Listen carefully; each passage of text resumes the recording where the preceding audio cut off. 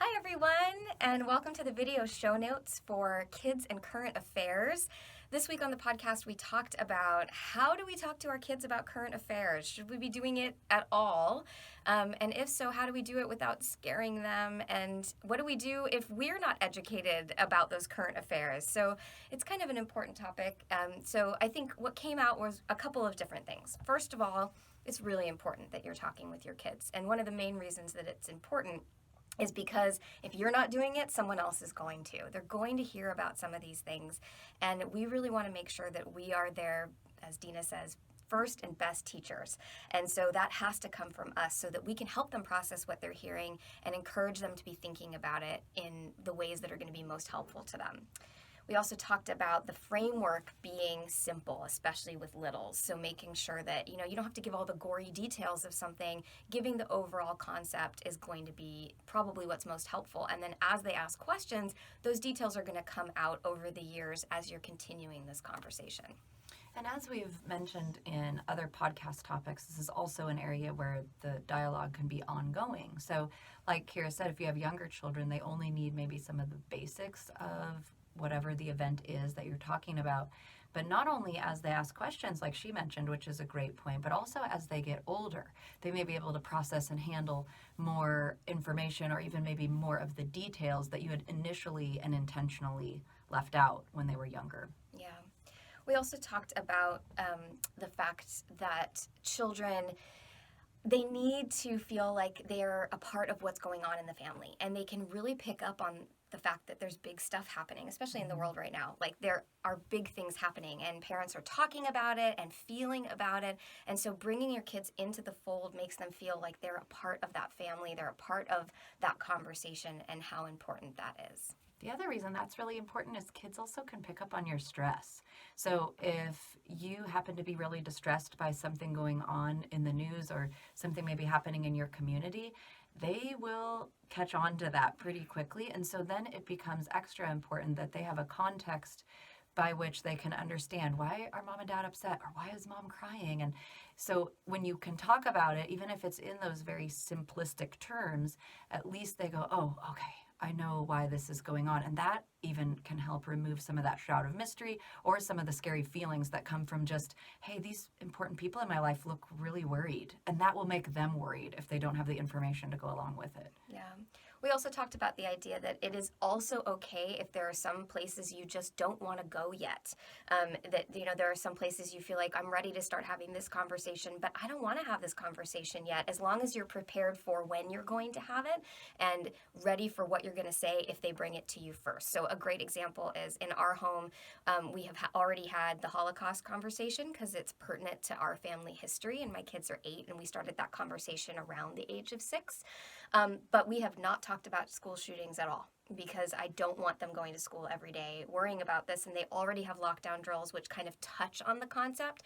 I didn't want to be someone who was trying to dig in deeper with this particular topic that's right up in their face. So for me, things that felt a little bit further away felt like a really great place to start these conversations, holding off for now on some of the things that are a little closer to home. And what's great about that is another kind of customizable piece, which we talk often about on the podcast, that this is really about you finding what works for your family. So while we absolutely recommend talking with your kids about what's going on in the world, it is not only okay, it's probably really important that you decide, here are the places we're not going to go yet, and that's going to look different for everybody. So you might, in your family, be comfortable with the school shooting conversation, but have another topic that you're just not ready for. The key there is exactly what Kira said. It's twofold. It's, what are you going to say when the time comes? Be thinking about that. Be proactive. And number 2, if you get a question first, are you ready with an age-appropriate answer for it?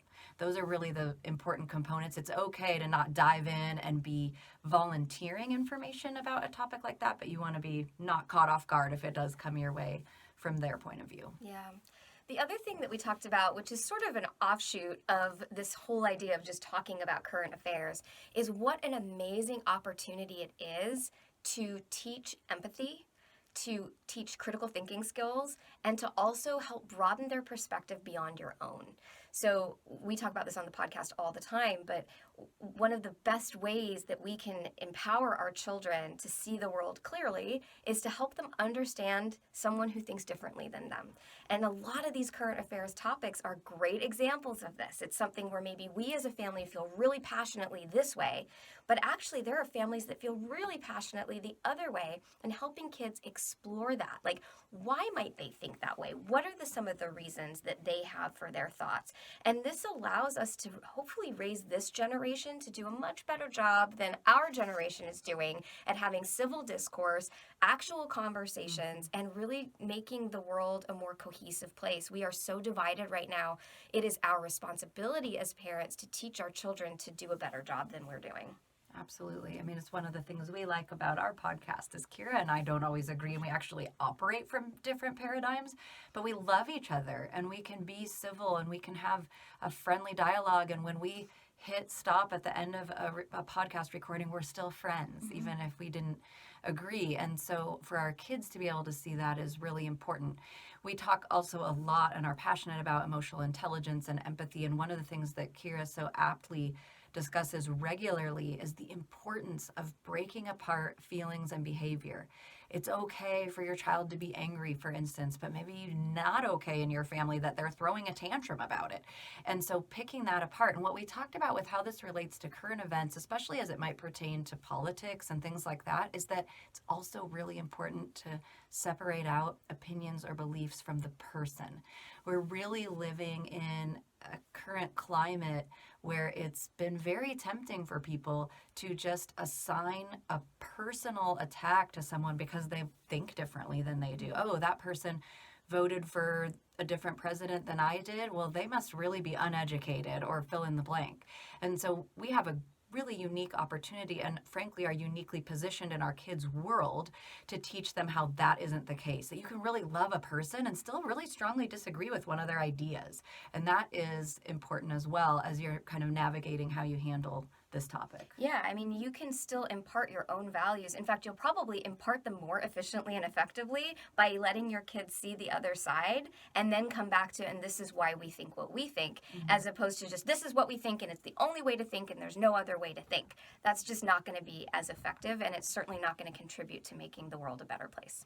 No, and you wouldn't really be modeling kindness either, or empathy, or any of these things. And we talk so much about how if there are things you want to train in your children, they have to be seeing them in you. So that is very essential. It's very essential. And then you had a great point about, well, what if I'm not into current affairs and my kids are? So share with them about this. Sometimes you maybe don't have a natural bent toward wanting to be a consumer of the news, and some families love that. And I don't lean that way, but I had a child who did. I had a daughter who was really into journalism, and so she was learning to kind of speak with a newsy voice, so to speak, as she learned to write in that way. And she was so interested and passionate about the news. And what I found is, in order to engage in any kind of intelligent dialogue with her, I needed to become informed. And so we just really encouraged our listeners that it's important, if you don't know as much as your kids do, you want to be able to talk with them about these things. And that might mean you're stepping a little bit out of your comfort zone, or maybe out of what really interests you, so that you can be informed and be able to be a resource for them. Yeah, it's like when your kid goes through the dinosaur stage and you suddenly know all the different dinosaur names, right? Yes. Because you want to meet them where they're at. It's exactly. The same thing. Finally, we have some exciting news, which is that we have just released 3 online courses that are available for purchase on our website. We have a main program, which is the Future Focused Parenting Fundamentals online course. And I love it because, on the podcast, we talk a lot about our why, and these fundamental principles are kind of threaded throughout the podcast.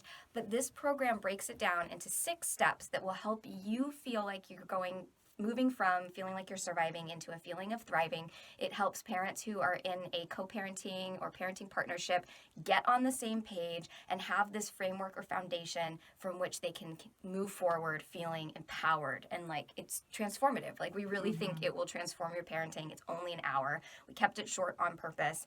So we highly recommend checking those out. If you go to futurefocusedparenting.com to the shop page, we have a whole store with these videos. And if you're a Raising Adults podcast listener or video show note watcher, you can type in the code Raising Adults and get 15% off of your order. And that is in all caps. Yes. So Raising Adults, all caps, and you'll get 15% off. And there's some really good stuff there. We also each did an individual video. Yeah. Kira got to talk all about her area of expertise in emotional intelligence and really practical steps with real world examples of how do you raise children who have empathy and how do you be a parent who parents with empathy.